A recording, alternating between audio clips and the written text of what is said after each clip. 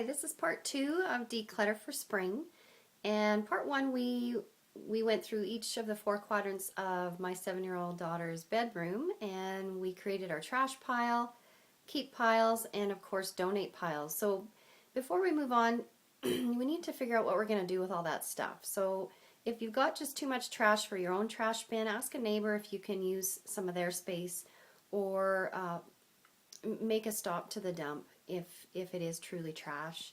The donate piles, you can find a pickup service.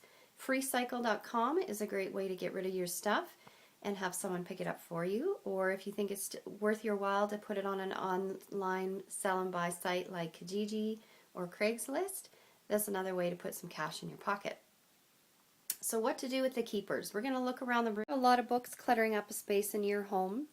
A small basket or a small box is a great way to keep novels or chapter books from spilling over or getting lost under the bed. Just implement a couple small boxes or baskets like this, and it makes sorting and it makes organizing a lot simpler. The closet, another area that creates some clutter challenges. I've given her one basket for her stuffies. As you can see, this basket isn't going to last long because it is already overflowing.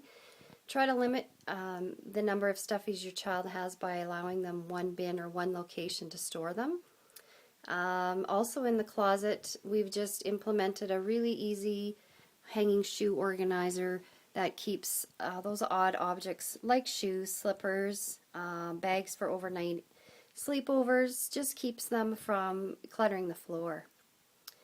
And the shelves, nothing earth-shattering there, just a few dollar store bins to keep the small things in check. And of course, way up at the top, some extra blankets, sleeping bags that she doesn't need access to, but they're still within reach. This is the bottom dresser drawer. She doesn't really need it for clothes, so we just bought some dollar store bins to line the bottom of this dresser drawer with some of those small items that tend to clutter up the top of her dresser. Notes from friends, diaries, small toys, crafty kind of things. You know the drill and you know what happens. These things tend to accumulate overnight.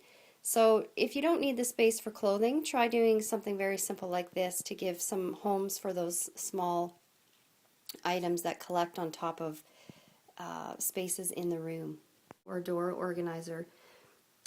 This one here is being used to kind of be a catch-all for those items that tend to get cluttered up in a drawer. Hair accessories, makeup, slippers, lotions, hair accessories, things that when put in a storage system like this, they're really easy to see with the clear pockets, and you can also label the little slits, the little pocket holes, so that they're easier to retrieve and they're easier to put away, more importantly. So these are one of my favorites. Simply Stash by Christie Designs sells these, and it's a great way to keep things out of a drawer and off vertical or horizontal spaces and put them in clear view where they can get put away back into their homes. That concludes our segment on Declutter for Spring. Thanks for tuning in, and I'll see you next time.